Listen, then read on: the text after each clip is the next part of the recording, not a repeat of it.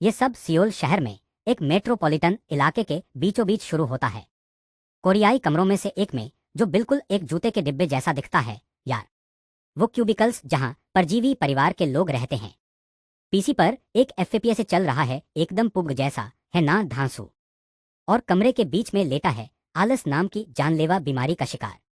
धत्ते में अपनी बात वापस लेता हूँ यार। सुबह के 7:05 बज रहे हैं और उस दबंग का अलार्म बज रहा है। ये दुनिया का सामना करने के लिए तैयार है, या असल में इतना भी नहीं, क्योंकि वो पहले ही उठ जाता है और सबसे पहले गेमिंग पर वापस जाने के बारे में सोचता है। वो थोड़ा थका हुआ उठता है और सोचता है कि कितना अच्छा होता अगर उसे स्कूल ना जाना पड़े। अलसाए हुए गोलू मोलू बच्चे की तरह पेट खुजाते हुए कमरे से बाहर निकलता है और दीवार पर एक मैसेज देखता है। उसकी मम्मी काम पर जा चुकी थी तो उसे खाना खाकर स्कूल जाना था। यह हमारा हीरो और आर्ट स्टाइल देखो जरा इसका दोस्तों। मुझे इस तरह की आर्ट वाली स्टोरीज पसंद हैं। थोड़ी देर बाद खाना खाकर ये रहा वो घर से निकलते हुए। जिस शू बॉक्स जैसे घर में वो रहता था, ठीक उसके नीचे एक बड़ी बिल्डिंग थी, पैलेस चेंतो क्वात्रो। उसे पक्का यकीन है कि जो कोई भी वैसी जगह पर रहता है उसे शायद अंदाजा भी नहीं होगा कि वो कैसी जिंदगी जीता है, पर उससे कुछ बदलने वाला तो है नहीं। ओह ये बढ़िया है। इस कहानी में चैप्टर्स के नाम हैं और पहला है तुम्हारी बदबू होमलेस इंसान जैसी है। लड़कों के स्कूल में पहुंचते ही तुम सबको पता है उसके साथ हर रोज क्या होता है ना यारों। वो सबसे पहले जमीन पर वापस जाता है। रीढ़ की हड्डी टूटी, गर्दन अपनी जगह से हटी हुई। उसका दोस्त कहता है कि जाहिर है ये लोग उस पर रहम कर रहे हैं, मगर उसके बगल वाला कहता है कि सावधान रहना ही ठीक है। अगर उसकी पीठ की जगह सिर पर लगती तो बच्चा मर भी सकता था। पर वो बड़ा सफेद जैकेट वाला नीचे बैठकर कहता है उसे कोई फर्क नहीं पड़ता, वैसे भी किसे परवाह होगी। वो आदमी देखता है और पूछता है क्या मीजुन सहमत नहीं है। वो है पार्क शियांगबिन, 74 साल का दोस्तों। वो लड़के से कहता है कि इस बार उसे इतनी आसानी से नहीं जाने देगा। तभी आवाज आती है कि हमेशा की तरह वो गलियारे बहुत शोर करते हैं। अरे दोस्तों, पेश है हमारी आज की काप्पा पॉप वाइफू मेरे यारों। काली स्कर्ट की नई रानी शियांगबिन को बच्चों की तरह बर्ताव करने और लूजर को पीटने से मना करती है। उसका नाम है हम यीना, और वो उस कमीने शियांगबिन को घटिया लूजर की तरह बर्ताव करना बंद करने को कहती है। उसका बच्चों को ऐसे मारना गलियारे में स्कूल का माहौल खराब कर रहा था। वो टेढ़ा मेढ़ा आदमी हीरो को उठाता है और कहता है कि वो कभी मिंजुन को नहीं मारेगा। वे अच्छे दोस्त हैं और हम बस मजाक कर रहे हैं। वो उससे बोलती है कि फालतू की बातें बनाना बंद करो, पर शियांगबिन कहता है कि हकीकत में हम यीना से सबसे ज्यादा नफरत तो मिंजुन करता है। बेचारा वहां पर यार एकदम टेढ़ा मेढ़ा अपना चश्मा ठीक कर रहा, ठंडी पसीने छूट रहे, ये सोचते हुए कि शियांगबिन और हम यीना वो लोग हैं जिन्हें वो बहुत टाइम से जानता है। बचपन से वो लोग एक तरह से उसके साथ ही रहे हैं। बेन यीना कहती है शियांगबिन पागल हो गया है और वो उसकी बात पर कभी भरोसा नहीं करेगी। पिछली बार उसने उसकी बात मानी तो वो उस बेसमेंट में पहुंच गई जहां मिंजून रहता है, जो एकदम डरावना था। लगता है तुम्हारी कोई बैक स्टोरी है, कोई गड़बड़ हुई है। और हमारी नायिका कहती है कि वो उन लग्जरी अपार्टमेंट्स में से एक में रहती है जो उसे अपने घर से दूर से दिखाई देते हैं। उसके रिश्तेदारों का एक हॉस्पिटल आई और वो बहुत अमीर हैं। ऑब्वियसली वो बचपन से है बिग दी हुई आए। टिकटॉक और या इंस्टाग्राम उस लादकी के अनजीनत फॉलोअर्स हैं। जो फमोस हैं उनमें भी वो सबसे ज्यादा फमोस आए। पढ़ाई करते टाइम आर्टिस्ट उसे तोदा मोता बनाता आए, ज्यादा स्मार्ट दिखाने के लिए। मुझे नहीं पता वो क्या आए, लेकिन डेली लिफे और सोशल मीडिया पर वो एक डंजर मान आए। आपने लाद के कप्पाओं पाता आई कि वो अगले साल 1937 मेन पादने की तैयारी कर रही आए। वो बिल्कुल परफेक्ट किस्म की इंसान थी, उसे उसमें एक भी बुराई नहीं दिखी।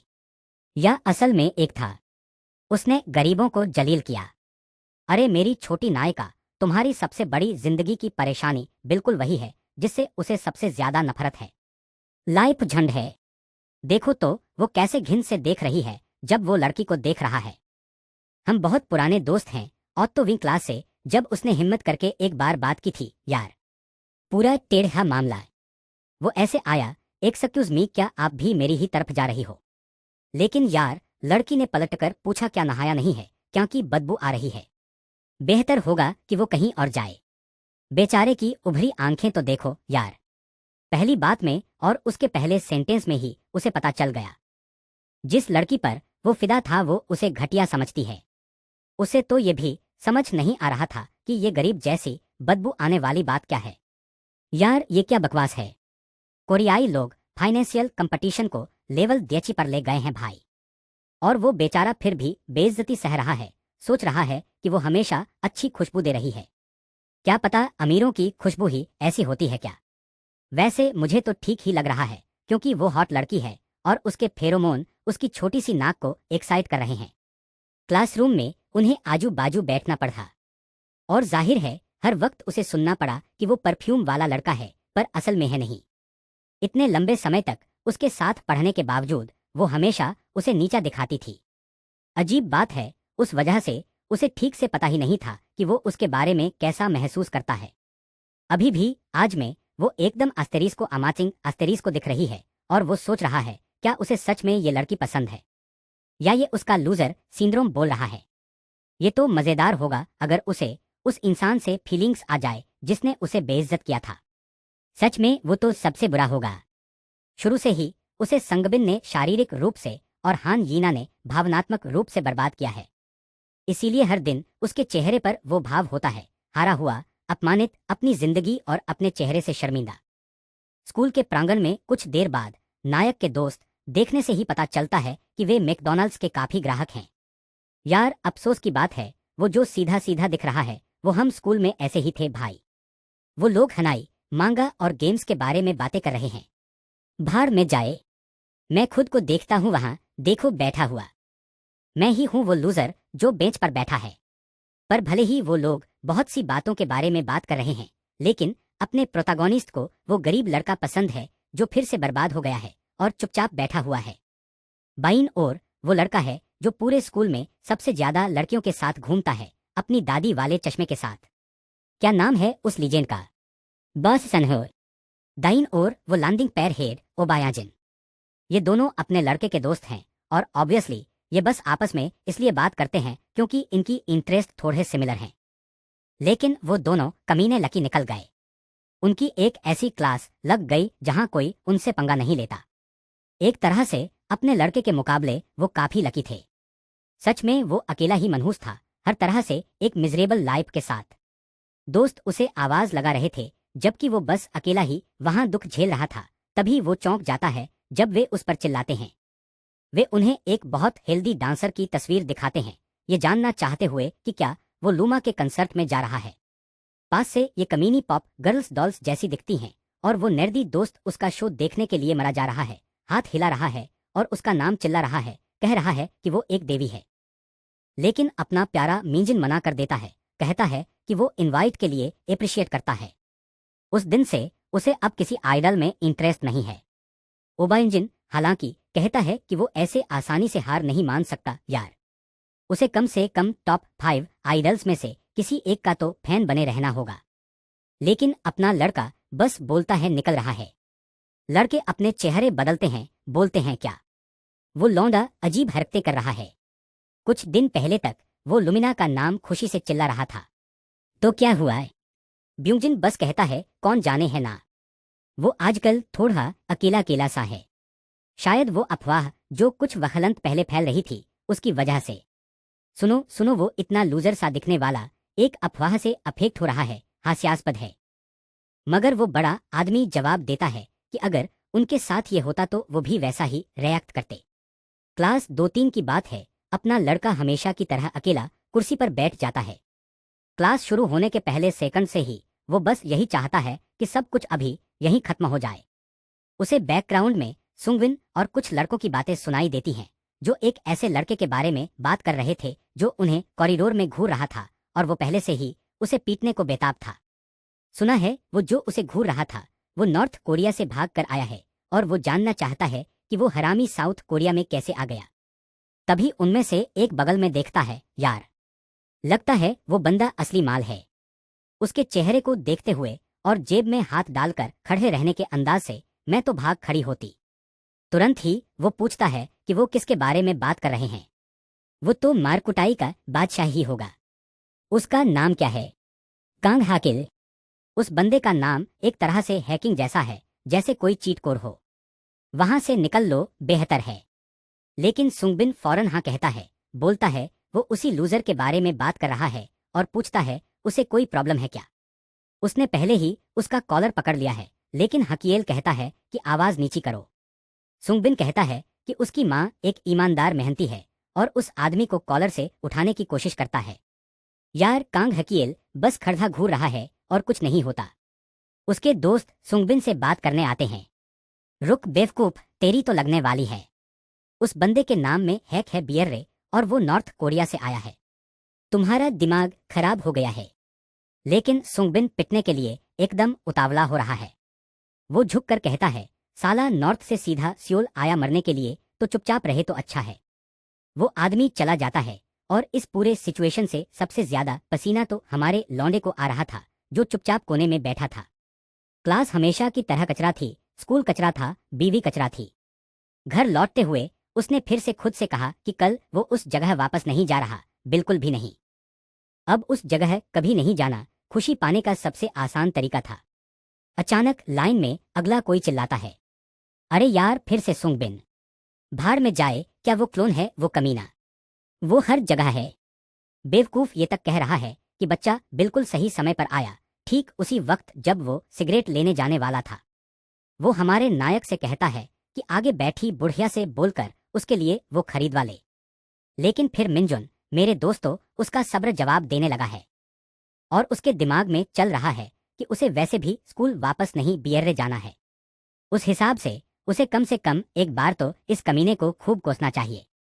लेकिन नहीं, अभी वो पल नहीं आया है जब अपना लड़का इवोल्व होना शुरू करेगा। उसने सिर्फ उसे डांटने की कल्पना की और चुपचाप वहां से चला गया। फिर भी सुंगबिन ने पूछा कि उसे क्यों अनदेखा किया जा रहा है। पीछे बैठे लौंडे उस बेवकूफ पर हंसने लगे, बोल रहे थे कि अब तो लूजर भी उसे भाव नहीं दे रहा। कुछ समय बाद एक वीरान फैक्ट्री में हमारा लड़का फर्श का तापमान जांच रहा था। लड़के सोच रहे हैं, आज ये इतना बहादुर क्यों बन रहा है। मैडम, सुंगबिन एक ईंट रगड़ते हुए उस बच्चे को जान से मारने की कोशिश कर रहा है। याद दिला दूं, वो हीरो है। अगर तुम उसे मार दोगे तो कहानी खत्म हो जाएगी। कृपया उसे जिंदा छोड़ दो। और वो लड़का अब भी कहता है कि प्राइमरी स्कूल से ही वो उसे बहुत आराम की जिंदगी जीने दे रहा है। लगता है सुंगबिन के दोस्तों को भी फर्क नहीं पड़ता अगर अपना लड़का मर जाए तो। मैडम, तुम सब सीधे जेल जा रही हो। और मिनजून जमीन पर लेटा हुआ बोल रहा है कि वो उसे मार सकते हैं। उसे कोई परवाह नहीं, क्योंकि वो जीना ही नहीं चाहता। लेकिन उसे सुंगबिन के लिए बुरा लग रहा था। मुझे ठीक से समझ नहीं आया उसने ऐसा क्यों कहा, लेकिन उस आदमी ने उसके पेट पर जोर से लात मारी। वो बंदा तो यहाँ तक कह रहा है कि अगर उसने आल्ट प्यू एफए 4 दबाने की कोशिश की तो वो लेटर में उसका नाम लिखने के बारे में सोचे भी ना। वाह बारह, अरे वाह। वो कह रहा है कि अगर मिनगेउन ने ऐसा किया तो उसे उसकी मम्मी से निपटना होगा। यार कुछ देर बाद अपना बेचारा लड़का अब भी वहीं पड़ा है, तहस-नहस। फावेला की गलियों में वापस वो हमेशा की तरह वही सीढ़ियां चढ़ता है और खुद से कहता है कि अगर कल दुनिया खत्म हो जाए तो क्या ही बढ़िया होगा। वो पीछे मुड़कर देखता है और उन अमीर लोगों की बिल्डिंगें देखकर खुद से कहता है कि जीना थोड़ा बेमतलब सा लगता है। अगर उसने बिना पैराशूट उड़ने की कोशिश की तो शायद सब कुछ खत्म हो जाएगा। यार वो सच में अमीरों वाली बिल्डिंग पे आ रहा है। लेकिन कोई उस लड़के को आवाज देता है और जिस तरह से वो बोलते हैं मुझे पहले से ही पता चल जाता है कि वो कौन है। वही है ये, हमारे जंगली के पापर लोग। वो जानना चाहती है कि वो वहां क्या कर रहा है। उसे पक्का यकीन है कि वो वहां नहीं रहता। तो वो इन अपार्टमेंट्स के सामने क्या कर रहा है। उसे किसी के घर पर हमला करने की सोच रहा हूं, ऐसा नहीं बोलना चाहिए। लड़के का चेहरा देखो, कैसा उजड़ा हुआ लड़की को देख रहा है। वो सर्वर से बस थोड़ा सा दूर आया था, जबकि उसे लगता है कि वो चुराने आया था। और वो बस उसे चिढ़ा रही है, पूछ रही है कि वो डिलीवरी कर रहा है या शायद वहां से कुछ उड़ाने का सोच रहा है। बेचारा बस मुट्ठी भींच लेता है, मन ही मन सोचता है कि उसे अच्छी तरह पता है वो ऐसी जगह नहीं रहता। वहां वो बस इसलिए आया था क्योंकि वो चाहता था कि सब कुछ वहीं खत्म हो जाए। फिर वो पास आती है। धत्त तेरे की, वो इतनी मीन और इतनी हॉट क्यों है यार। और वो पूछती है, हारे हुए की शक्ल को क्या हुआ, तुम्हें किसने मारा। यार अपना लड़का गाल पिचका रहा है। और वो बस वहीं खड़ा है, शांत, एक भी शब्द नहीं बोल रहा। तो वो कहती है कि वो बहुत ही फ्रस्ट्रेटिंग है। अगर संगबिन उसे इतना मार रहा है तो वो उससे सीधा भिड़ क्यों नहीं जाता। एक बार पिटने के बाद कम से कम वो दोबारा नहीं होगा। अगर वो उस दिन से पलटवार करना शुरू कर दे। उसे अपने सामने देखकर उसे भी खुद पर तरस आ गया। सच कहूं तो वो किसी काम का नहीं था, तो कम से कम उसमें लड़ने की हिम्मत तो होनी चाहिए थी, वरना उसे वो बदहाल जिंदगी हमेशा जीनी पड़ती। यार, ये लड़की चुप ही नहीं हो रही। वो तो भूनने की मशीन है। ये क्या है? इसे बंद करो। ये 220 वोल्ट पर चलता है। उधर देखो, हमारा लड़का अभी निकला। वो तो कब का निपट चुका था। उसने सब कुछ खो दिया, यहां तक कि दुनिया भी, सब कुछ खत्म करने के लिए। बस यूं ही। और वो है बाजू बांधे, ये जानना चाहती है कि क्या वो सच में जा रहा है। वो अपना फोन उठाती है और उसे कहती है कि उसके जवाब देना शुरू करे, और वो उससे बात कर रही है। पर वो बस चला जाता है, और वो खूबसूरत बदतमीज बस वहीं खड़ी, ये सोच रही है कि उस लड़के की हालत कितनी दयनीय है। बहुत ही डरपोक और कमजोर। पक्का वो उस कमीने संगबिन को जरूर कुछ कहेगी ताकि कल से वो उसे परेशान करना बंद कर दे। वो बिल्कुल ठंडी और दूर है, पर उसके दिल में थोड़ी सी जगह जरूर है। कुछ देर बाद शहर की गलियों में वापस हमारा लड़का अपने डिब्बेनुमा घर में घुस रहा है। सबसे पहले वो यही करने वाला है, या जाहिर है। चलो छोटा पीसी चालू करते हैं गेम खेलने के लिए। लड़के का चेहरा पूरा बिगड़ा हुआ है। जाओ वो जख्मों को साफ करो यार, नहीं तो उनमें इन्फेक्शन हो जाएगा और तुम्हारा सर फट जाएगा। हेडसेट पहनते हुए वो सोचता है क्या उसने सर्वर को हैक करना सिर्फ यिना की वजह से छोड़ दिया। कम से कम जो बातें उसने कही, बियर्रे उसे पता है वो सब सच हैं।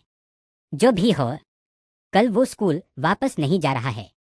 आज से वो उन दोनों का चेहरा कभी नहीं देखेगा। लेकिन शायद कल से काम शुरू करना और घर पर अपनी मम्मी की हेल्प करना एक अच्छा दिन है। उसी पल डिस्कॉर्ड पर दोस्त उसे जल्दी से ऑनलाइन आने को बोल रहे थे। उनके पास खेलने के लिए बहुत सारे मैच हैं। वक्त बीतता है और अंधेरा छा जाता है।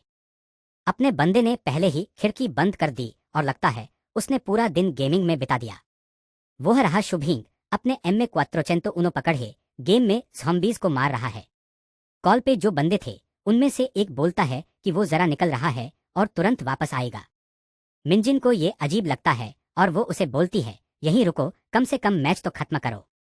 लेकिन वो आदमी जवाब देता है कि उसे तुरंत निकलना है। वो अपने स्कूल के दोस्तों और बायनजीन के साथ खेल रहा है जो थोड़ा मोटा है। वो बोल रहा है कि उसे जाना पड़ेगा।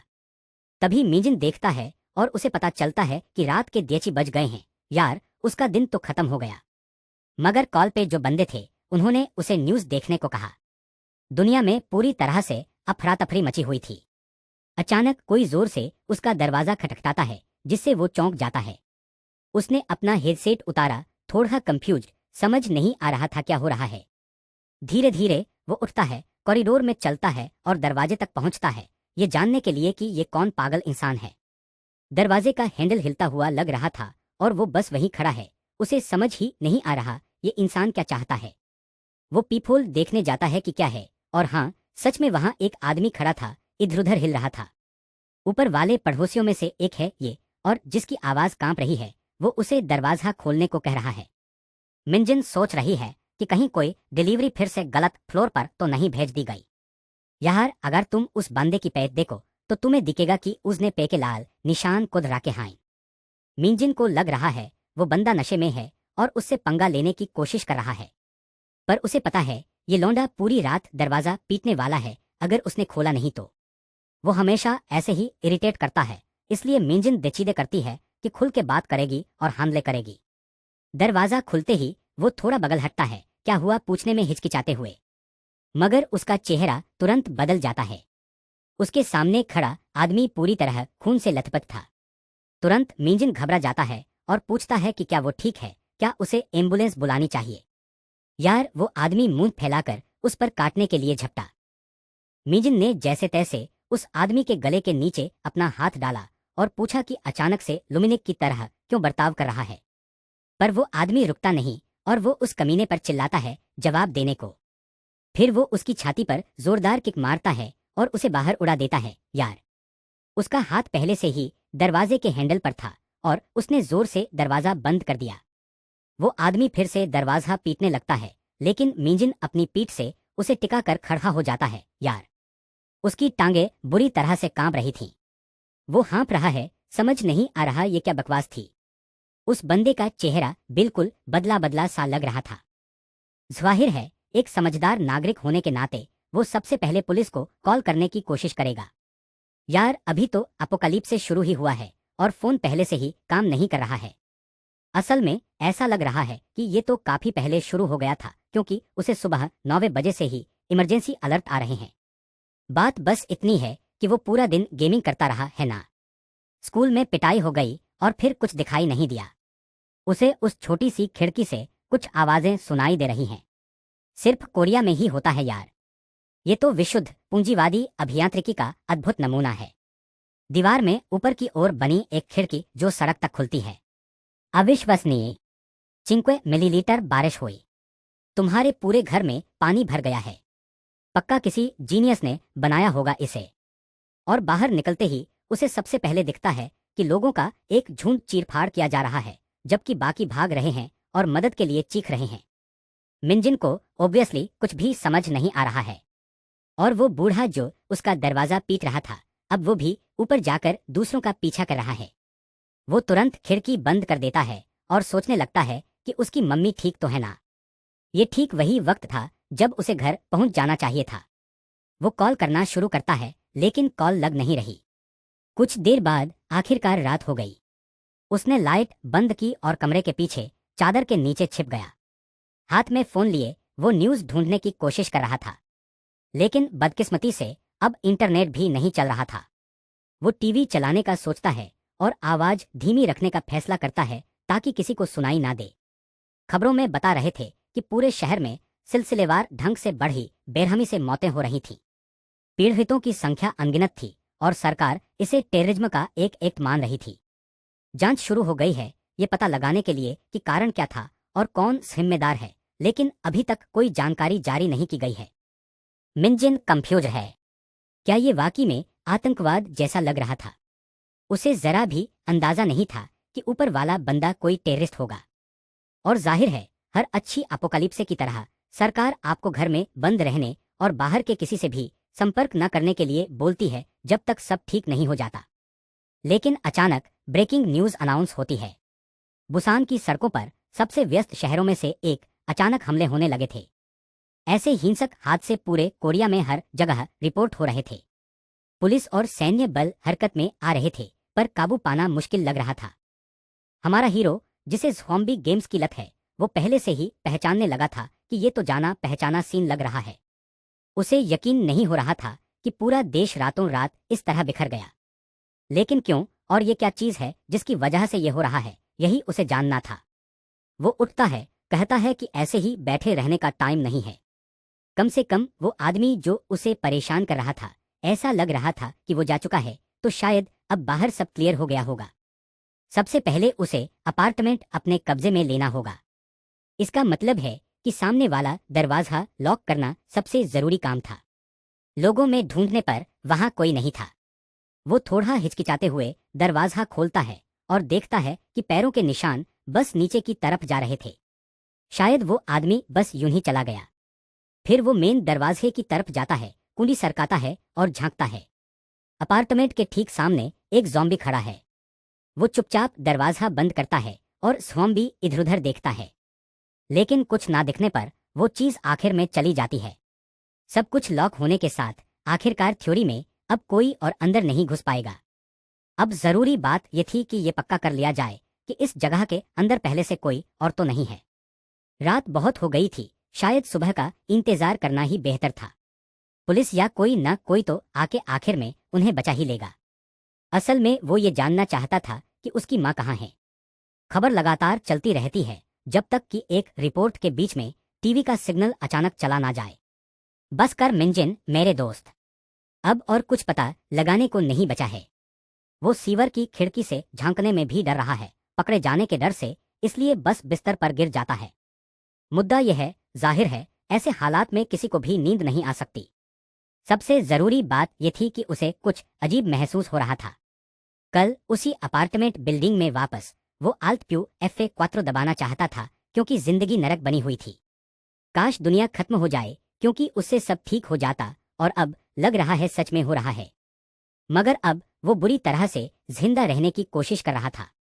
हो सकता है एक तरह से ये उससे इतना अलग भी नहीं था जैसी उसकी जिंदगी हुआ करती थी।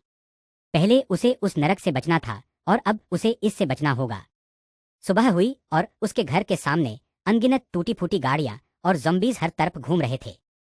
धीरे धीरे वो कॉम्प्लेक्स का मेन दरवाजा खोलने लगता है। कुछ लाशें और कुछ बिना दिशा के भटकते ज़ॉम्बी। हवा में खून की कड़वी गंध घुली हुई थी और माहौल से ही लग रहा था वहां कुछ भी सुरक्षित नहीं था। यहां से निकलने की कोशिश करना अभी एक तरह से सुसाइड करना ही होगा। दरवाजे की ओर पीठ करके वह सोच रहा है कि उसे क्या करना चाहिए। तभी वो दिचीदे करता है कि राशन पानी का टेंशन लेना शुरू करे। उसके कमरे में उसके पास 4 रामेन और 6 कप नूडल्स थे। उसने जो कुछ भी जमा किया था उसे जोड़ने पर लगभग 2 हफ्ते का सर्वाइवल किट बन गया था। सिंक, पानी और गैस अब भी ठीक से चल रहे थे, जो कि बहुत अच्छी बात थी। अगर वो हर चीज को रात्युन करे और वो उतिलिटीज बंद ना हो तो वो कहीं जाए बिना पूरे महीने गुजारा कर सकता है। कोई चांस ही नहीं कि पूरे 1 महीने बाद उन्हें बचाने कोई भी वहां ना पहुंचे। उसे बस ये जानना था कि उसकी मम्मी ठीक है या नहीं और वो कहाँ है।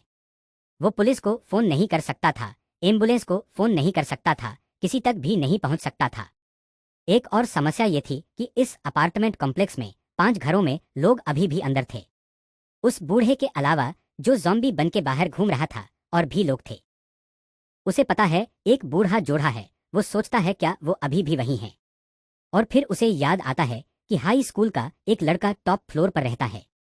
हर मंगलवार स्कूल जाते वक्त वो उस लड़के को अपनी गर्लफ्रेंड को लाते हुए देखता था। कल मंगलवार था, इस हिसाब से उसे रात रुकना ही पड़ा होगा। तो वो ये देखने के लिए कि क्या हाल है, सबसे ऊपर वाली मंजिल पर जाने का फैसला करता है। वो ऐसी जगह नहीं रह सकता था जहां उसे ये भी नहीं पता हो कि ज़ॉम्बीज़ हैं भी या नहीं। वो हर अपार्टमेंट में जाकर दरवाजे दरवाजे सुनता है कि अंदर कोई आवाज तो नहीं आ रही। जाहिर है वो जानना चाहता है कि लोग हैं या नहीं, पर वो खुद पर ध्यान भी नहीं दिलाना चाहता। बीच वाले में कोई आवाज नहीं थी और अब बस ऊपर वाली मंजिल वाला ही बचा था। आखिरी सीढ़ी पर देखते हुए उसे बस उम्मीद है कि वो आदमी उस चाचा जैसा ज़ॉम्बी ना निकले। सच कहूं तो मुझे लग रहा है ये बंदा पूरा बुद्धू है ना। बिना हथियार पकड़े वो सीढ़ियां चढ़ना। भाई कुछ पकड़ ले प्लीज। वो वहां है, दरवाजा खुला देखकर एकदम घबराया हुआ। पर यार क्या पता अंदर कोई ज़ॉम्बी हो। तुम क्या करने वाले हो? तुम पक्का फिर से बेवकूफों की तरह भागोगे। और जब वो ऊपर पहुंचता है तो देखता है कि उस आदमी का दरवाजा भी खुला है। वो अंदर जाकर देखने का सोचता है सब ठीक है या नहीं। और सबसे पहले उसे कुछ फर्नीचर बिखरा हुआ दिखता है। उसे बस ये दिखता है कि आसपास कोई नहीं है। लेकिन तभी कुछ उसकी नजर में आ जाता है। कमरे के बाएं कोने में फर्श पर खून है। यार उसे अभी दिख नहीं रहा था, पर बाथरूम में लड़की को कब का निगल लिया गया था और वो लड़का बिल्कुल उसके बगल में खड़ा था। और नायक कहता है कि ये अपोकालिप्से के दूसरे दिन था जब उसकी जिंदगी पूरी तरह बदल गई। भले ही मिंजून को कोई दिख नहीं रहा था, उसे किसी के होने का एहसास हुआ। उसकी टांगे पहले से ही कांप रही थीं। वो धीरे धीरे पीछे हटने लगा। प्लान सीधा सादा था। वहां से जितना हो सके शांति से निकलो, कोई आवाज मत करना और किसी का ध्यान मत खींचना। लेकिन किसी भी अच्छे मेंटली चैलेंज हीरो की तरह वो जाता है और एक प्लांट पॉट को कोहनी मारता है जो जमीन पर गिरता है और जाहिर है जोर का धमाका होता है। अंदर से उसे एक आवाज सुनाई देती है और वो भाग खड़ा होता है क्योंकि अब और कोई रास्ता नहीं है।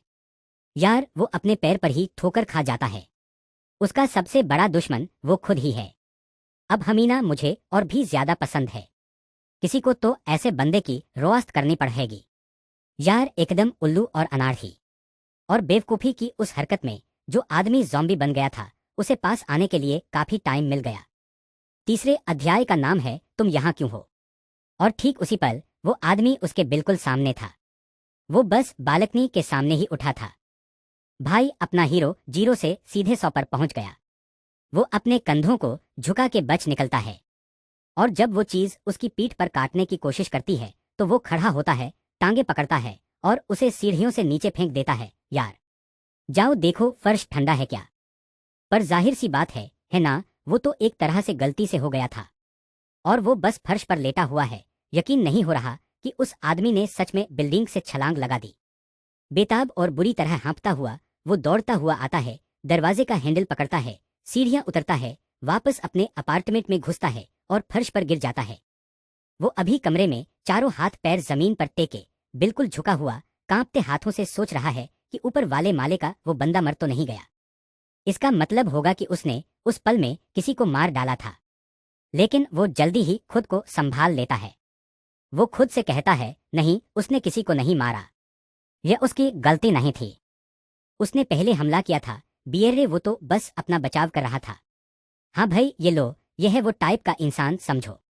अगर तुम सोच रहे हो कि वो अचानक से कोई जूमू बन जाएगा, डेली मिशन के साथ एक एस रैंक सिस्टम एक्टिवेट करके और स्कूल पाने के लिए 3 पुशअप करेगा, तो ऐसा नहीं होने वाला है। यार वो बस वहां बैठा है, गलती से एक ज़ॉम्बी मार दिया, पहले से ही अपने कमरे में सदमे में डूबा हुआ है कि कहीं वो एक हत्यारा तो नहीं। उसने पूरा दिन किसी की जान लेने के अपराध बोध से तड़पते हुए बिताया। भले ही जानबूझकर नहीं था, आखिर में उसी के एक्शन से वो बंदा छत से गिरा। फिर वो आधी रात को उठता है, सीढ़ियों की तरफ निकल जाता है और सड़क पर जाने का फैसला करता है। जिस लौंडे पर उसने ऊपर हमला किया था, भाई, वो अब भी खड़ा था और वो कमीना मुड़ता है एकदम, जिसकी गर्दन और टांगे 10 मिनट उबली हुई पास्ता से भी छलनत्यादा टेढ़ी मेढ़ी थी। मिंजून बस जम गया है, अविश्वसनीय रूप से घूर रहा है। वो बंदा अभी तक जिंदा कैसे था। सब छुका ज़ॉम्बी धीरे धीरे पास आने लगा और तभी फाइनली समझ आया, ये बंदा अब इंसान नहीं रहा। उसका चेहरा देखो, उसने अभी से आंखें सिकोड़ ली हैं। अब दावत उड़ाने का मन कर रहा है। वो उस आदमी से माफी मांगता है, लेकिन बदकिस्मती से वो तो बस एक ज़ॉम्बी था। वो दिन था जब इन जीवों का उसका डर कम होना शुरू हुआ। अगले दिन एपोकैलिप्स शुरू हुए 3 दिन बाद। थोड़ा सा इंस्टेंट रामेन खाने के बाद उसे पहले से ही पता था, कभी ना कभी बिजली और गैस कटने वाली है। सवाल था कब, और इसीलिए वो पहले वो चीजें खा रहा है जिन्हें बनाने के लिए बिजली की जरूरत है। मुद्दा यह है कि क्या सच में वहीं बैठे किसी के बचाने का इंतजार करना सही था। शायद कुछ करने की कोशिश तब करना और भी बुरा होगा जब कुछ भी ना बचा हो। वैसे भी रूफटॉप वाले के अलावा कोई दिखा नहीं था, शायद आसपास कोई और इन्फेक्टेड नहीं थे। कम से कम उसे ऊपर जाकर आग जलाकर मदद के लिए सिग्नल तो देना चाहिए, या कुछ और। बैरिकेड को घूरते हुए उसे यकीन था उसने ही बनाया था। कल उसे बाहर जाना होगा, शायद इसलिए कि कुछ दिन पहले ही वो जिंदगी छोड़ देने को तैयार था, या उस दिन ऊपर उसने जो महसूस किया उसकी वजह से। पर पता नहीं क्यों उसे अब ज़ॉम्बी से डर नहीं लग रहा था। तभी अचानक उसके फोन का सिग्नल 1 सेकंड के लिए वापस आता है और उसकी माँ का फोन आता है। जैसे ही वो जवाब देता है, वो पूछती है वो कहाँ है और क्या वो ठीक है। वो कहता है वो ठीक है, उनके घर में छुपा हुआ है और जानना चाहता है कि वो कहाँ है। उसने जवाब दिया कि उसे कुछ सैनिकों ने पकड़ लिया था जो शहर खाली करा रहे थे उसी दिन जब ये सब शुरू हुआ था। उन्होंने उसे घर भी वापस नहीं आने दिया और उस वक्त फोन भी नहीं चल रहा था। उस पल वो संगम शहर में एक शेल्टर में है। उसे अभी उसकी चिंता करने की कोई जरूरत नहीं है, और अगर वो घर पर है तो किसी भी हालत में उसे बाहर नहीं जाना है। वो ये सुनिश्चित करने वाली थी कि आखिरकार सेना उसे वहां से बचाने जरूर आएगी। वो सियोल शहर के बारे में कुछ बोल रही है, मोहल्ले के बारे में, कि अचानक कॉल कट गया। उसका मनहूस सिग्नल कभी टिकता नहीं, पर ठीक था। उसे काफी शांति महसूस हो रही थी अब जब उसे पता चल गया था कि उसकी मां सुरक्षित है। सिग्नल कुछ सेकंड के लिए वापस आने से उसे मैसेज की बार आ गई। उसके दोस्त चैट में दुनिया की सनक के बारे में बात कर रहे थे। अलर्ट्स, कयामत, पुलिस, ज़ॉम्बी और बाकी सब चीज होने के बारे में। और वो पागल बेंजुन आदमी जो मोटा वाला है, वो पहले से ही बोल रहा है कि एक अलर्ट मूल रूप से रेड का सिग्नल है और उसका मिशन शुरू हो गया है। हमारे एमएचई को यकीन नहीं हो रहा कि ये बेवकूफ ऐसी सिचुएशन में भी जोक्स मार रहा है। तभी मिंजून को समझ आता है, 12 तब मिंजून को एहसास होता है वो उसके 2 जिगरी दोस्त एकदम पास ताकि एक दूसरे की हेल्प कर सकें। लेकिन उसके पास सिर्फ उसकी माँ है और वो भी दूर रहती है, इसलिए असल में उसका कोई नहीं है। तभी उसे याद आता है पास में रहने वाला बस एक ही इंसान जिसे वो जानता है, ज्यादा दूर नहीं। वो केपॉप की क्वीन, लाल लिपस्टिक वाली। जितने लोगों को वो जानता है, उस पल वो सबसे नजदीक रहने वाली है।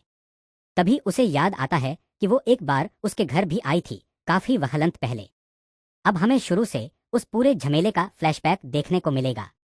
बियर का ढेर, रमन और वो झींगे वाला स्नैक जो इतना सही है। लड़के हमीना के बारे में बात कर रहे हैं और ऐसा लग रहा है कि उसे उनमें से एक पसंद था और उसने उससे इंट्रोड्यूस कराने को कहा। लेकिन वो पूछता है कि क्या उसे बाई चांस पता नहीं है कि उसकी ऑलरेडी एक गर्लफ्रेंड है। अगर उसे नहीं पता तो बढ़िया है। ये थोड़ा अजीब है क्योंकि उसे लगता है वो ऐसी जगह कभी नहीं आएगी। वो थोड़ी बिगड़ी हुई है। और सांगबिन सही है ना। बेशक वो शहर के हर गूंदे को ले आया। वो टैटू वाले हाथों वाला आदमी कोने में बैठा हुआ कह रहा है कि उसे इस जगह की ज्यादा परवाह नहीं होगी। उसे कभी पता नहीं चलेगा कि ये मिंजुन का घर है, इसलिए वो आ ही जाएगी। नीचे बाएं कोने वाला लौंडा कह रहा है कि अगर वो यहाँ आती है तो जरूर बॉयफ्रेंड की तलाश में है। वो टैटू वाला, जिसे अब मैं समझ रही हूँ शायद संगबिन है या उसका जुड़वा भाई, कहता है अगर वो आई तो ये बिल्कुल सही मौका होगा। ठीक है, फिर वो फोन निकालता है और कहता है कि अभी उसका मैसेज आया। लगता है वो सच में आ गई। वो वहीं इंतजार कर रही थी, बस उसे लेने जाना था। अपना लड़का मिंजुन पूरा शौक लग रहा है कि वो सच में आ गई यार। वो उसे बहुत समय से जानता है और उसे ये भी पता है कि उसे बेचारों को नीचा दिखाने में कितना मजा आता है। वो कमीनी लड़की हमेशा की तरह खूबसूरत दिखती है, पर देखो तो उसके चेहरे पर पहले से ही कितनी घिन भरी है। उस कमरे में एक मिंजुन के लिए भी मुश्किल से जगह है, लेकिन वहां जैसे 7 लौंडे एक औरत के लिए तरस रहे हैं और धरती पर मौजूद इकलौती लड़की अभी अभी पहुंची है। अरे यार, पर है तो वही है ना। वो दरवाजे पर रुकती है और कहती है ये जगह थोड़ी अजीब सी है। लड़के उसे अंदर आने और आराम करने को बोलने लगते हैं, पर तुरंत वो कहती है कि वो जा रही है। उस दिन मिंजुन को सबसे ज्यादा बेहाल करने वाली बात यह भी नहीं थी कि संगबिन उसके कमरे में नशेड़ियों का झुंड ले आया था। येना ने कहा कि ये जगह घटिया है, सिगरेट की बदबू और चिपचिपी जमीन के साथ। उन्हें उसे बताना चाहिए था कि ये मिंजुन का घर है, क्योंकि अगर उसे पता होता तो वो नहीं आती। उस आदमी को सुनकर उसने कैसा चेहरा बनाया था देखो तो। लड़के का रिएक्शन कुछ खास नहीं था। अब वो वहां बेवकूफों की तरह बैठा है, ऊंची जगह बने टॉयलेट पर। कोरियाई लोग ऐसी चीजें क्यों बनाते हैं, कौन जाने यार। और वो बेचारा इतना उल्लू है। वो अभी भी वहीं बैठा है। बियर सोच रहा है कि वो ठीक है या नहीं, क्योंकि उसके पापा हॉस्पिटल के डायरेक्टर हैं। शायद उन्हें ज़ॉम्बी वायरस के कारण के बारे में कुछ पता हो, है ना। क्योंकि तुम जानती हो वो थोड़ा बहुत वो सब चीजों के साथ काम करता है। उसे ये समझ नहीं आ रहा कि ऐसी सिचुएशन में वो इस घटिया लड़की के बारे में सोच भी क्यों रहा है। जरूर वो बहुत सुरक्षित जी रही होगी। उसकी लाइफ शायद उस बिल्डिंग के टॉप फ्लोर फ्लोर पर एकदम लॉक और सेफ होगी। तभी बाहर से कोई नाम चिल्लाता है, जंग मिंजुन। अपनी अविश्वसनीय ऊंचाई से वो दरवाजे को देखता है, थोड़ा कंफ्यूज सा। उसे लग रहा है किसी ने अभी उसका नाम लिया या वो पागल हो रहा है। वह आदमी दरवाजे पर जोर जोर से मार रहा है, पूछ रहा है कि क्या वो अंदर है और उसे दरवाजा खोलने के लिए चिल्ला रहा है। और जब हमारा उल्लू वहां आंखें फाड़े खड़ा है, हाँ, वो आवाज जरूर पहचान लेता है। सबसे जालिम। याना खुद नीचे झुककर उसके कमरे की फ्लोर वाली खिड़की पर दस्तक देने लगी। लेकिन जाहिर है ऐसी खटखट किसी का ध्यान खींचे बिना तो नहीं रह सकती थी। उसने बगल में देखा और ज़ॉम्बी आ रहे थे। उनमें से कम एक लंगड़ा रहा था, इसलिए वहां पहुंचने में थोड़ा टाइम लगेगा।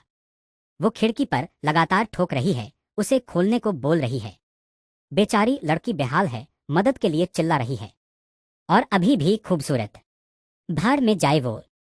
इतनी बेइज्जती के बाद भी हमारा हीरो उसे बारह दियची रेट करता है। और ठीक उसी पल मिंजून दरवाजा खोलता है और उससे जल्दी अंदर आने को कहता है। जरूर वो दौड़ के अंदर जाती है। वो दरवाजा बंद करता है, कुंडी लगाता है और ज़ॉम्बी का झुंड बाहर रह जाता है।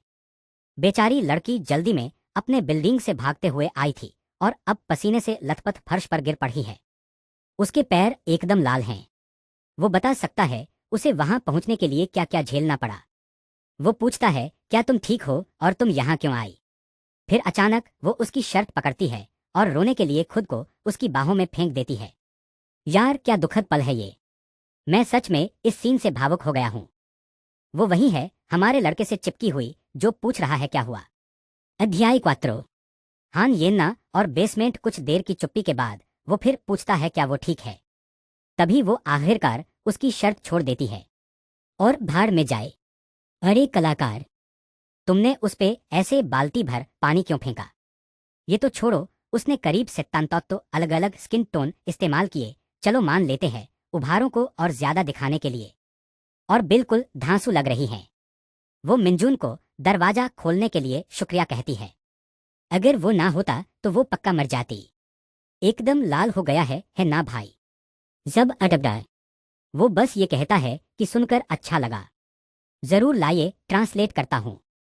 उसे बस खुशी है कि वो अब सुरक्षित है। फिर वो बगल में देखती है, उसने सब कुछ सील कर दिया है, हर जगह नाकेबंदी कर दी है। वो पूछती है कि क्या वो अकेला है।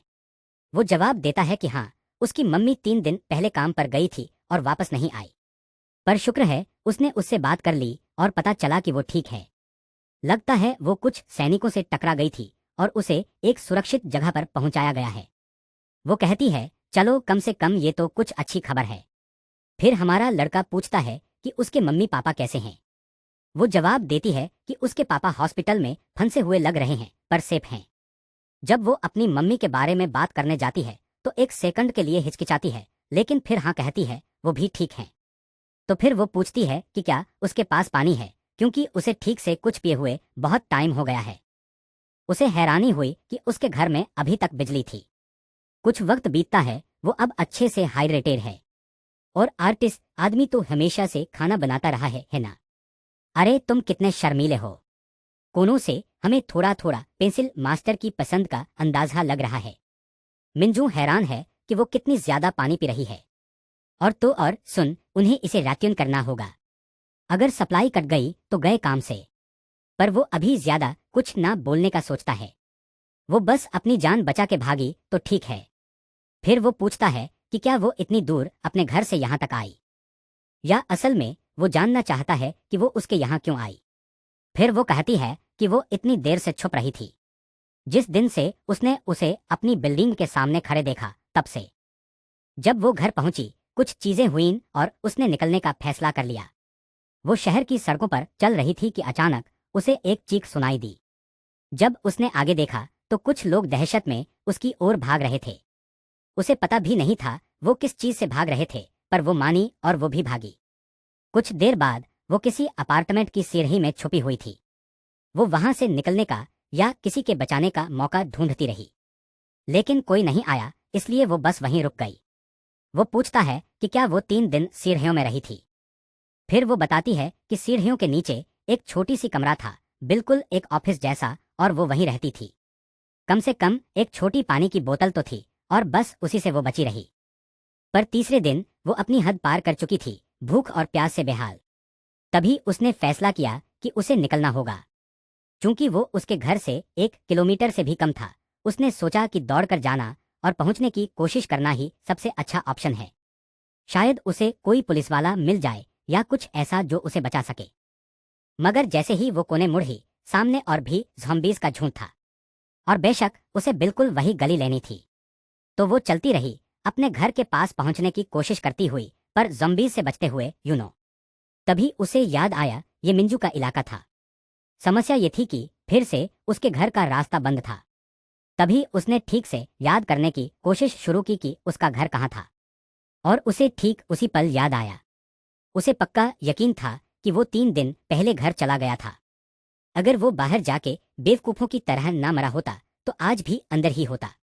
यार वो कितनी बहादुर थी। दबक कर ज़ॉम्बीज़ के बगल से सरकते हुए मिंजुन कहता है कि वो इस बात से इम्प्रेस्ड है कि उसमें इतनी हिम्मत और स्किल थी कि वो वहां तक पहुंच गई। यो तुझसे तो काफी ऊपर है ना। तूने एक ज़ॉम्बी देखा और गिरते गिरते बाल बाल बचा। वो वही है, आंखें बंद, एकदम गॉर्जियस लग रही है, कह रही है कम से कम राहत है कि वो सच में घर पर नहीं था। फिर वो कहती है उसके बाल एकदम गंदे हो रहे हैं और वो पूरी पसीने से तर है। अगर घर में अभी भी पानी है तो वो शॉवर लेना चाहेगी। यार अपना लोंडा बड़ा ही अजीब है। वो सीधी सादी उसकी बगलें घूर रहा है। वो मजाक में ये भी बोलता है कि उसकी बगलें पूरी भीगी हुई हैं। अगर वो चाहे तो वो उसे अपने कुछ कपड़े दे सकता है। बेचारी लड़की थोड़ी लाल हो रही है ना? ये तुम्हारी करने वाली बात नहीं थी। और जो सजा वो उसे देती है, ऐसी जो शायद बहुत लोग चाहेंगे। बेचारे का कचूमर निकल गया। वो कहती है वो सच में एक इडियट है और हैरानी की बात नहीं है कि उसे मार खानी चाहिए। फिर वो बस चली जाती है, ये कहकर कि अगर यहाँ पानी है तो वो शावर लेगी। वो बस ठीक है बोल पाता है, मतलब और क्या ही बोल सकता है। और तभी उसे समझ आने लगता है। अचानक उसकी पूरी सिचुएशन बदल गई। अब सवाल यह है वो क्या करेगा। उसके आने से पहले प्लान था बाहर जाकर सामान इकट्ठा करने का, पर अब तुम्हें उसे छोड़कर थोड़ा बुरा लग रहा है। मुसीबत यह है कि उस घर में बस 1 महीने का ही राशन है। 2 लोगों में वो बियर ऑब्वियसली आधा हो जाता है। ये सच में एक बहुत ही मुश्किल हालत थी, पर साथ ही वो सोच सोच के पागल हो रहा है। महान हमीना मेरे घर में नहा रही है और दुनिया खत्म हो रही है। उसे स्कूल के दिन याद हैं यार, जब वो उससे टकराता था और वो हमेशा मुंह बनाती थी और आंखें भी नहीं मिलाती थी। लो वो देखो, अचानक दरवाजा खोलकर पूछ रही है कि क्या वो कुछ कपड़े दे सकता है, क्योंकि वो कई दिनों से वही कपड़े पहन रही है। सब अजीब। वो पूछता है कि उसे पायजामा चाहिए या शॉर्ट्स। वो बस उसे कुछ भी देने को कहती है। जब वो उसे देता है वो उन्हें सूंघती है और अपना लड़का एकदम लाल हो गया है। वो बोलती है जाहिर है उसका सामान भयंकर बदबू मारता है, और पूछता है कि क्या उसके पास कुछ और नहीं है।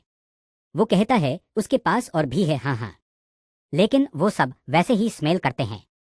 कपड़े पहनकर वो कहती है कि इन चीथरों की बदबू बर्दाश्त से बाहर है। चलो ठीक है, वो तब तक पहनेगी बियर जब तक उसका सामान सूख नहीं जाता। मीनजिन एकदम टेढ़ा और नर्वस होते हुए कहता है उसने अभी धोए थे। जिस पर वो जवाब देती है लगता है यही होता होगा कपड़ों का जब आप ऐसी जगह पर रहते हो।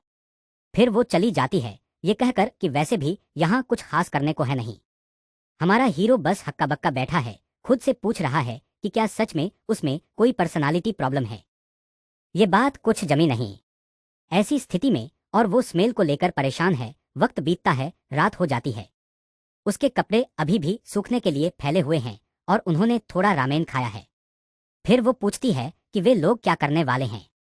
लगता है कोई बचाने नहीं आने वाला। उसने बताया कि वहां पहुंचने से पहले उसका प्लान कहीं और जाने का था, लेकिन अब वो कहती है वो पागलपन था। उनके पास अभी भी खाना है तो रिस्क क्यों लेना। वहां पहुंचने के लिए वो कई बार मरते मरते बची, तो अगर वो बाहर जाने का सोच रहा है तो वो नहीं जाएगी। थोड़ा अजीब सा लग रहा है। वो कहता है वो समझ गया। वो ये नहीं कह रहा कि उन्हें जाना ही होगा, वो बस ये कह रहा है कि जब तक वो आई नहीं थी यही प्लान था। अब वो वहां है तो वो साथ रहकर रेस्क्यू का इंतजार कर सकते हैं। पर वो बाइपोलर पागल अचानक पूछता है तो हम क्या करेंगे जब खाना खत्म हो जाएगा। वो बेचारा ऐसे बैठा है, यार आखिर जिंदगी से चाहिए क्या। फिर वो कहता है कि उनके ज्यादा टिकने का बस एक ही तरीका है, आसपास के घरों में घुसकर रिसोर्सेज ढूंढना। पर यह जानने का कोई तरीका नहीं है कि घरों या अपार्टमेंटों के अंदर संक्रमित लोग हो सकते हैं या नहीं। ऊपर से इलाके में चीख पुकार कम होती जा रही है, जिसका मतलब है कि बहुत कम लोग जिंदा बचे हैं। जब उनका खाना खत्म हो जाएगा तो कोई चारा नहीं रहेगा, उन्हें बाहर जाना होगा। पर फिर वो उठता है और कहता है नहीं यार, हम यहाँ बस बैठे नहीं रह सकते। वो कहता है समझता है ये खतरनाक है, पर वो हमेशा के लिए यूं ही नहीं बैठे रह सकते। उनका खाना खत्म होने वाला है, वो तो होना ही है। वो कहती है कि जब होगा तब सोचेंगे। वो अब तक बाहर नहीं निकला था और उसे जरा भी अंदाजा नहीं था कि बाहर कितना भयानक मंजर है। ज़ॉम्बी जैसे दिखने वाले वो लोग बहुत डरावने थे और यहाँ पहुंचने के लिए वो मरते मरते बची। मिंजिन हमेशा की तरह आंखें फाड़े हुए कहता है कि अगर वो वहां तक पहुंच गई तो शायद वो लोग भी निकल सकते हैं, बिल्कुल उसी तरह से बिना किसी का ध्यान खींचे। वैसे उसे अच्छे से पता है कि वो लोग बिल्कुल फिल्मों के ज़ॉम्बीज़ की तरह हैं।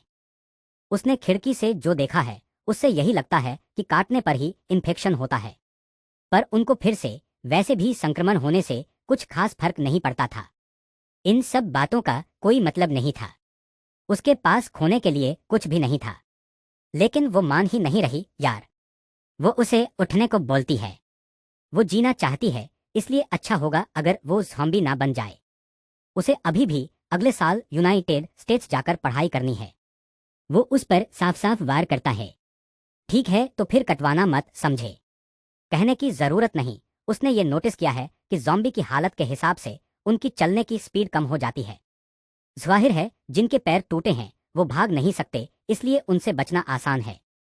ये तो छोड़ो, उनकी दौड़ने की स्पीड एक आम इंसान से भी कम है, जिसका मतलब है कि उनसे पूरी तरह बचा जा सकता है। वो पूछता है कि क्या उसने कभी बचपन में छुपन छुपाई खेली थी, और कहता है कि ये भी वैसा ही है बाजीकाली। अगर तुम इसे उस नज़र से देखो तो ये बहुत कम डरावना है। वो बस मुंह बनाती है और कहती है उसका दिमाग खराब हो गया है, इसे टैग खेलने जैसा बता रही है। पेंसिल किंग फिर से छा गया। वो लेट जाती है और कहती है कि वो थोड़ी ही देर सोने की कोशिश करेगी। पूछती है कि क्या उसके पास कुछ कंबल हैं। वो बोला हाँ, और उसने बढ़िया बिस्तर जमा दिया, एक गद्दा दूसरे से सटाकर। एकदम लेजेंड आदमी है। लेकिन ऑब्वियस सी बात है, वो बिल्कुल भी नहीं मान रही थी यार। वो पूछती है कि क्या वो पागल है, सोच रही है कि वो ऐसे चिपक के उसके साथ सोएगा क्या। वो फौरन दूसरे कमरे की तरफ इशारा करती है और उसे वहीं सोने को बोलती है। अटपटा सा वो उसे याद रखने को कहता है। यह उसका घर है। वो बाथरूम के दरवाजे के आगे सो रहा हो, यह हो ही नहीं सकता। वो अपना चेहरा बदलती है और कहती है ठीक है, समझ गई मैं वो बिन बुलाए मेहमान हूँ जो एक पल के लिए पागल हो गया होगा। वो कह रही है कि वो उधर सो जाएगी और वो आरामदेह बेड रख सकता है। वो उसे आवाज दे रहा है पर वो उससे चिंता ना करने को कहती है। वो खूनी सीढ़ी के पास ही रहेगी जब तक वो मुलायम गद्दे पर है। वो उससे कहता है ये पागलपन है और घर के अंदर रहना ज्यादा सेफ है। पर वो बस उसे चिंता करना बंद करने को कहती है, उस घर के घुसपैठिए के बारे में जिसे वो अब छोड़ रही है। अपना लड़का मान गया है ना दोस्तों। वो कहता है ठीक है और उसे बोलता है कि इतना हल्ला मत मचाओ। वो देखो किचन के सामने सो रहा है। सच बोलूं तो ये उतना भी बुरा नहीं है, लेकिन जाहिर है उसके बगल में होना कहीं ज्यादा बेहतर होगा। वो आंखें मूंद लेता है, ये कहते हुए कि चाहे जो भी हो वो आराम से सोएगा। वो थका हुआ है, कम से कम वो अभी भी अपने घर के अंदर तो है, और उसकी वजह से वो अब उतना अकेला नहीं है। पर यार वो कमीनी लड़की चुप ही नहीं होती। रात ढल रही है और बाहर कुछ ज़ॉम्बीज़ की गुर्राहट सुनाई दे रही है। वक्त बीतता जा रहा है और यीना को नींद नहीं आ रही। ज़ॉम्बी शोर मचाए जा रहे हैं, शोर शोर। जब तक वो मेजुन का नाम नहीं लेती। वो करवट लेता है और पूछता है क्या है। तभी वो पूछती है शायद क्या वो कमरे में सोना चाहेगा। ओह, बंदा मानेगा ही है ना। लेकिन अगर तुम्हें लगता है वो उसके साथ चिपक के सोएगा तो ना बाबा ना। वो कोने में ऐसे खड़ता है जैसे कोई हारा हुआ बारह लूजर जिसे स्कूल में सजा मिली हो और सबसे दूर बैठना पड़े। अध्याय चिंक्वे। मुझे अकेला मत छोड़ो। कंबलों के बीच पड़ी वो कहती है कि ज़ॉम्बी की आवाज़ें बस अजीब हैं। सीढ़ियों में छिपते हुए उसने वो आवाज़ सैकड़ों बार सुनी थी, लेकिन फिर भी ये ऐसी चीज़ थी जिसकी उसे कभी आदत नहीं पड़ी, और ये अब भी डरावना है। और वो कहती है कि उसे अपनी मम्मी की याद आ रही है। बेचारा कोने में दुबका हुआ है ना। झेलनत्यादा कुछ नहीं बोल रहा। फिर सूरज उगता है। उन्होंने घरों को चेक किया था और बिल्डिंग के हर फ्लोर को छान मारा था। सब जगह लाशें और खून ही खून था। और हमारी प्यारी यीना है ना दोस्तों। उठती है तो बिल्कुल हसीन, बेशक। ऊपर से उसे घूरता हुआ वहां मिंजून है। ये सोच रहा हूं ये लड़की कब तक सोएगी। ये बोलते हुए कि डर के मारे मरी जा रही है, वो काफी चिल लग रही थी। छोटी राजकुमारी आखिरकार सुबह के 9 बजे उठी, अपनी टेंशन फ्री लाइफ जी रही थी। जब उसने पीछे देखा, हमारा लड़का तब तक अपना जैकेट पहन रहा था। वो जानना चाहती थी कि वो कहाँ जा रहा था। वो कहता है वो ऊपर फिर से जाकर देखने के बारे में सोच रहा है। वो तुरंत उठ खड़ी होती है, कहती है ये तो बिल्कुल पागलपन है। वो इन्फेक्ट हो सकता है और शायद ऊपर बहुत सारे ज़ॉम्बीज़ हों। वो उसे अनदेखा करता है और सीधे पूछता है कि वो आ रही है या नहीं, क्योंकि ऑब्वियस सी बात है उसका जवाब ना ही होता। और इतना कहकर वो दरवाज़ा बंद करता है और सीढ़ियाँ चढ़ने लगता है, हमेशा की तरह बिना हथियार के, क्योंकि उसका IQ 97 पॉइंट्स है, एकदम असली अपोकालिप्स जीनियस। हालांकि एक चीज़ जिसने उसे डरा दिया वो ये थी कि मेन डोर का कांच चटकने लगा था। भले ही वो परत से ढका था, फिर भी कुछ रिस्क तो था। पर वो झेलनत्यादा कुछ कर नहीं पाया और ऊपर बढ़ता गया। तभी उसके पीछे से कोई कहता है कि बदबू बहुत भयानक है। साफ है हमीना बोल रही है, उसे जो वो कर रहे हैं उससे बुरा वाइब आ रहा है। वो थोड़ा कंफ्यूज सा वहां खड़ा है। पर चलो ठीक है, क्योंकि वो साथ आ रही है वो लगा रहता है। अपार्टमेंट के ऊपर उस आदमी की गर्लफ्रेंड की डेड बॉडी थी। यार ऊपर जो हाल है बियरे वो बिल्कुल समझ से बाहर है। और मिंजिन को ये वियर्ड लग रहा है कि वो हिल नहीं रही है, ज़ॉम्बी नहीं बनी। विनम्र लड़का डरा नहीं, बल्कि उसने तो उसके लिए दुआ भी मांगी। जैसे ही वो अपार्टमेंट से निकल रहे थे उसने पूछा कोई था क्या अंदर। उसने कहा था कोई था, पर बियरे वो इंसान तब तक मर चुका था। अच्छा हुआ उसने वो नज़ारा नहीं देखा। येन्ना को समझ नहीं आ रहा था क्या रिस्पॉन्ड करे, पर वो बस साथ में बहती चली गई। अब दोनों आग जलाने के बारे में सोच रहे हैं। मुसीबत यह है कि तुम हर वक्त आग फुआ को जलाए नहीं रख सकते, और अगर वो लोग हेलीकॉप्टर देखकर आग जलाएंगे तो शायद धुआं इतनी जल्दी ऊपर ना पहुंचे। वो चिल्लाने का फैसला करती है, पड़ोसियों को आवाज लगाती है ये देखने के लिए कि ऊपर वाली मंजिलों पर कोई है क्या। मगर वो उसे धीरे बोलने को कहता है, बोलता है कि वो ज्यादा ज़ॉम्बीज़ को अपनी तरफ ही खींचेगी। एंट्रेंस का शीशा पहले से ही क्रैक हो रहा था, इसलिए वो डेफिनेटली अच्छा आइडिया नहीं था। ज्यादा विकल्प ना होने की वजह से वो दोनों अकेले ही उस जगह पर सुरवीवे करते रहे। कुछ समय बाद वो यूं ही पूछती है कि उसका मती क्या है। मैंने जो देखा वो एक पर्सनालिटी टेस्ट है। वो कहता है उसने कभी नहीं लिया। वो कहती है वो पहली इंसान है जिससे वो मिली है जिसने ये सब नहीं किया। शायद इंस्टाग्राम भी नहीं होगा उसके पास, और अगर वो करता है तो उसके 50 से कम फॉलोअर्स होने चाहिए। वो हाँ बोलता है बिना सलंत्यादा परवाह किए। फिर वो जानना चाहती है कि उसके शौक क्या हैं और वो अपनी जिंदगी में क्या करता है। जब वो कहता है कि वो गेमर है तो वो जानना चाहती है किस तरह के गेम्स। वो बोलता है कि वो आजकल राजे जेता नाम का ज़ॉम्बी मारने वाला गेम खेल रहा है। वह हंसती है और कहती है कि यह बहुत ही मजेदार है। एग्गी ज़ॉम्बी गेम खेल रही है और दुनिया बिल्कुल वैसे ही खत्म हो गई। फिर वो कहती है कि उसे पूरा यकीन है अगर उसने टेस्ट दिया तो वो पक्का इंट्रोवर्ट ही निकलेगा, जो बाहर नहीं जाता, हमेशा स्कूल में अकेले खाता है और उसे वैसे गेम्स पसंद हैं। कत्ती नहीं, वो तो इंट्रोवर्ट है। वो पूछती है कि क्या वो स्पोंटानेउस है या रिएक्टिव है, और अपना लौंडा बस बैठा सोच रहा है कि ये लड़की कुछ ज्यादा ही बोलती है। वे कभी भी मर सकते हैं अगर ज़ॉम्बी अंदर घुस गए तो। और आ गई वो ये सब बकवास के बारे में बात करने को। वो फिर से मती के बारे में पूछ रही है, जबकि वो आधा अधूरा जवाब दे रहा है, कह रहा है कि उसे ज्यादा पता नहीं है। असल में वो बस ये सोच रहा है कि ये सब शुरू होने से पहले वो उसकी तरफ आंख उठाकर देखती भी नहीं थी, और अब वो इकलौता शख्स है जिससे वो बात कर सकती है। यार ये धमाचौकड़ ही महारानी फिर से आ गई। वो सोच रहा है ये क्या बकवास है, वो उस लड़की के साथ अकेला है जिसपे उसे हमेशा से हल्का फुल्का क्रश रहा है। शायद वो अच्छी बात थी, और वो मनहूस लड़की उसे मारना बंद नहीं करेगी। कोई इतना निर्दयी कैसे हो सकता है। वो वहां उसकी छाती पीट रही है, जवाब देने को कह रही है। उसे बस ये सोचना था कि क्या ये सब वाकई मायने रखता है भी या नहीं। किसी भी पल उनकी जान जा सकती थी, और अगर कल उनमें से कोई जमीन पर पड़ा मिले तो कोई हैरानी नहीं होगी। तभी वो उसे लात मारती है और बोलती है उसे इग्नोर करना बंद करे। वो माफी मांगता है, कहता है कि बस ख्यालों में खो गया था। वक्त गुजरता है और वो दोनों हमारी तरह यारों थोड़ी मनहुआ पड़ रहे हैं। कुछ दिन तो निकल गए थे, और हाँ कयामत सबको भूखा मार रही थी, पर पता नहीं कुछ लोगों का वजन घटता ही नहीं। लड़की अभी भी पूरी तरह से पोषित लग रही है, और उन छोटे लाल होंठों से वो पूछती है कि क्या बेचारे का लॉन्ड्री का काम खत्म हो गया है क्या। वो रहा यार गुस्से से भरा, अभी से मन कर रहा है कि इस मनहूस लड़की को यहीं छोड़ भाग जाए। क्यों कहां से टपक पड़ा बीच कयामत में ये शापित लड़की का घर गुलाम बन गया। उसे अपने कपड़े खुद धोने चाहिए, लेकिन बेचारा मिंजिन ठीक से अपनी बात रख नहीं पाता और उसके खिलाफ ज्यादा कुछ कह भी नहीं सकता। आखिरकार बिजली चली गई, इसलिए अब कोई मशीनें काम नहीं कर रही थीं। कम से कम पानी तो चल रहा था, पर खाना कैसा था। हाँ ये चिंताजनक हद तक बढ़ रहा था। बैग चरखाए हुए ही वो हम यीना को बोलता है कि वो निकल रहा है। मुझे लगा था वो लड़के को निपटा देगी। अरे नहीं, वो बस कहती है ठीक है, लेकिन ज्यादा से ज्यादा 30 मिनट में वापस आ जाना। अगर वो आधे घंटे में वापस नहीं आया तो वो खुद उसे जान से मार देगी, उसने कहा। वो कहता है ठीक है फिर। बाहर कांच अब भी टिका हुआ था। वो हिचकिचाते हुए बाहर निकलता है और दरवाजा बंद कर देता है।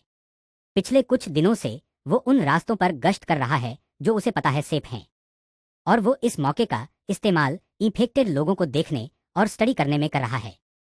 वे सच में बिल्कुल ज़ॉम्बी की तरह जिंदा लोगों पर अटैक करते हैं, लेकिन वे मुर्दों या पहले से ही संक्रमित लोगों पर हमला नहीं करते। उनकी नज़र आमतौर पर कमज़ोर लग रही है। लगभग 50 से 100 मीटर की दूरी पर उन्हें आप ठीक से दिखेंगे नहीं। दूसरी तरफ वे आवाज़ के लिए बहुत सेंसिटिव होते हैं, तो तुम्हें शोर को कम से कम रखना होगा। दिन में किसी अजीब वजह से ज़ॉम्बी की संख्या 3 गुना कम हो जाती है। ये ऐसे है जैसे बाकी साए में छुपते हैं या बस किसी तरह उन्हें धूप पसंद नहीं। इसीलिए वो हमेशा बियर्रे रात को बाहर जाने से बचता है। वह झुककर उनमें से कुछ को देखता है और उनके गुणों के बारे में सोचता है। एक चीज जो उसका ध्यान खींचती है, ये ज़ॉम्बी बिल्कुल उस गेम वाले जैसे हैं। उसे शक है कि क्या इससे कोई लेना देना है। चाहे जो भी हो, ये सब तो बस शुरुआत थी। दुनिया के जो हालात हैं, ऐसे में सब कुछ खत्म होने में झलंत्यादा व खलंत नहीं लगेगा।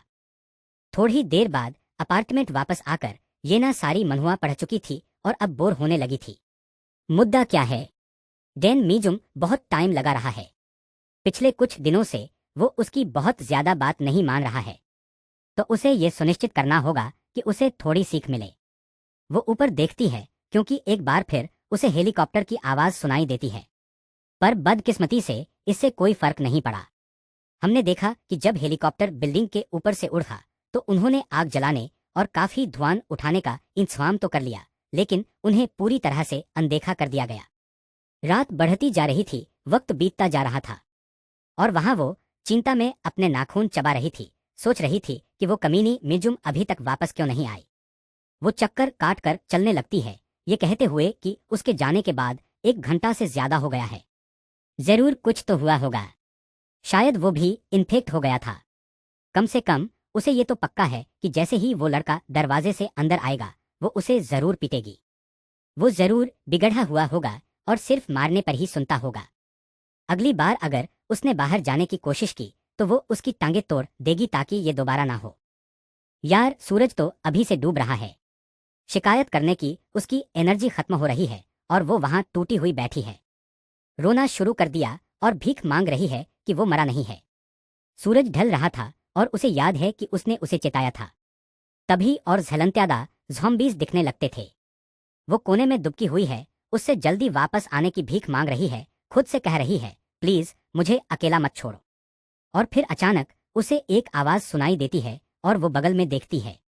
वो अपना लड़का ही था, उसको देखने को कह रहा था, लेकिन फिर उसका एक्सप्रेशन अचानक बदल जाता है और वो चली एकदम मुंह फुलाए, क्योंकि हमारे लड़के ने बहुत ज्यादा देर कर दी।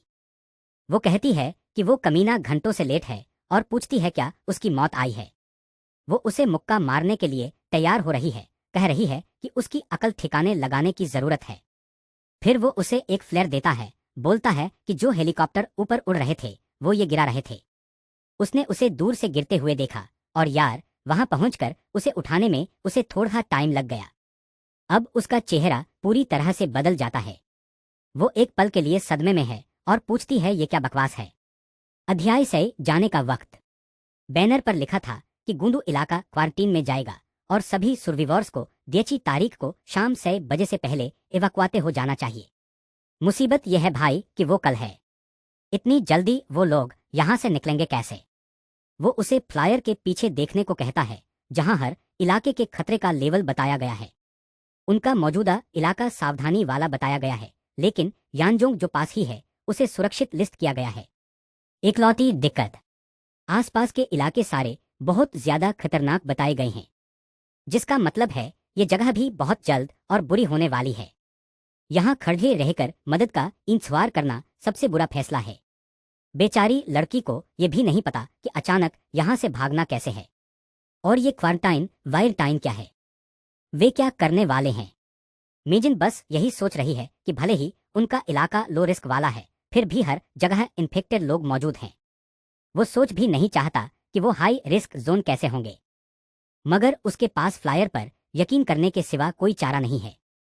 अगर उत्तरी इलाकों में पूरी तरह कब्जा हो जाता है तो शायद दक्षिण की ओर जाना उनके लिए बेस्ट बेट है।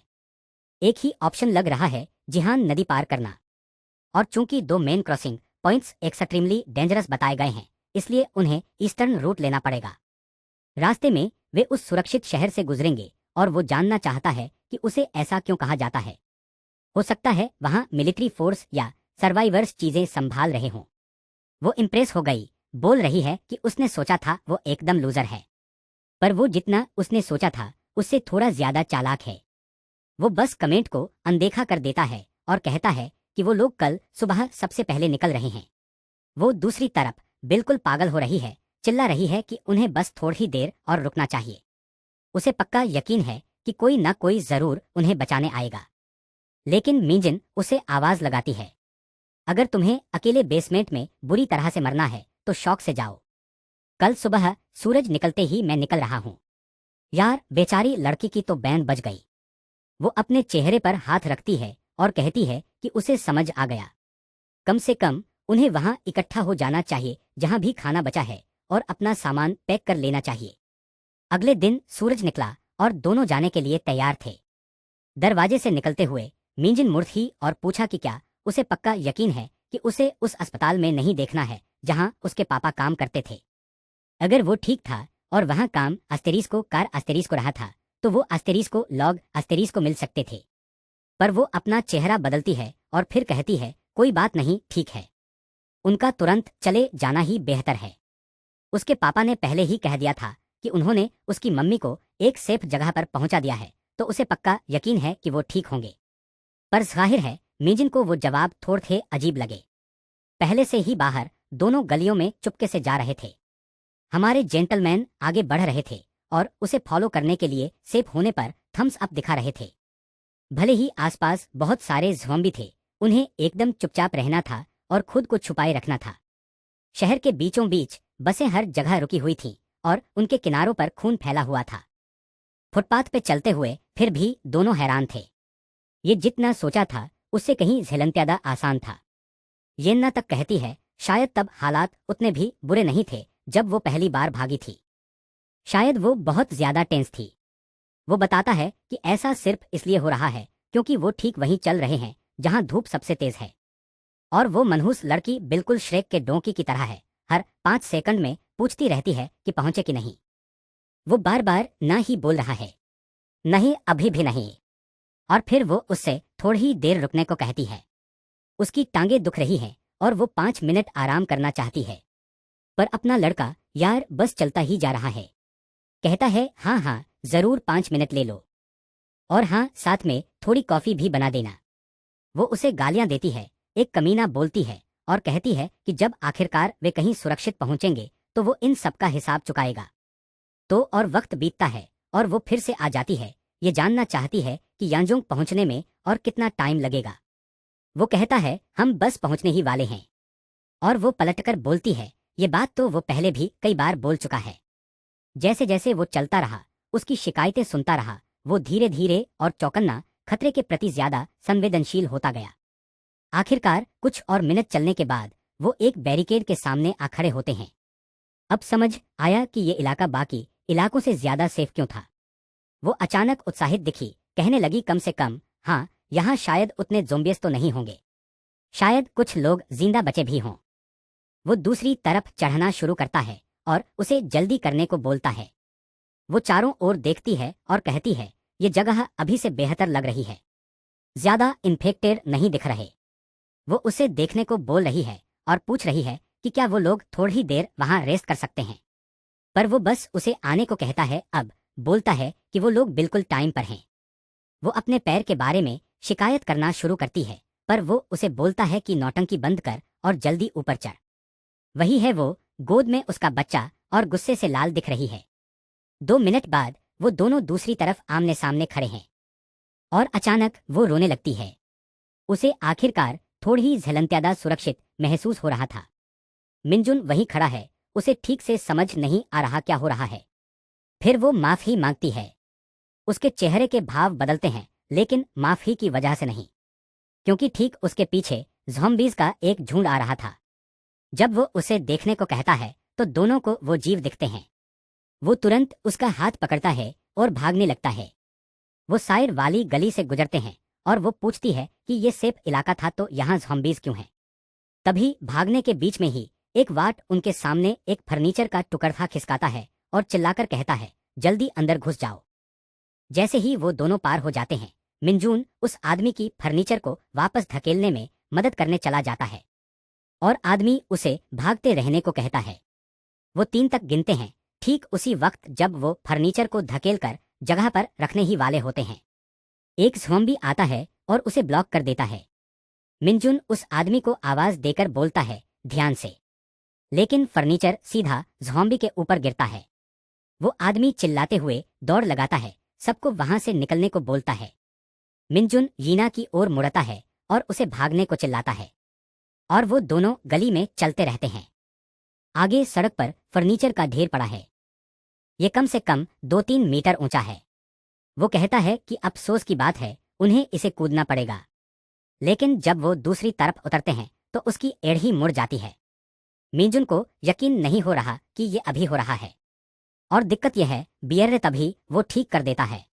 बाईं तरफ कुछ ज़ॉम्बीज करीब आ रहे हैं। अब भागने का कोई रास्ता नहीं है। उसकी एड़ियों में चोट लग गई और उसे याद है उसने क्या कहा था। कितना फ्रस्ट्रेटिंग था उसका हमेशा ऐसे बर्ताव करना।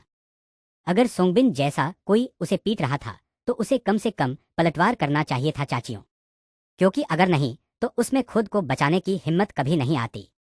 उसका हमेशा भाग जाना देखकर उसे बहुत बुरा लगता था और अब अपना लड़का आखिर में हथियार निकाल ही लेता है यार।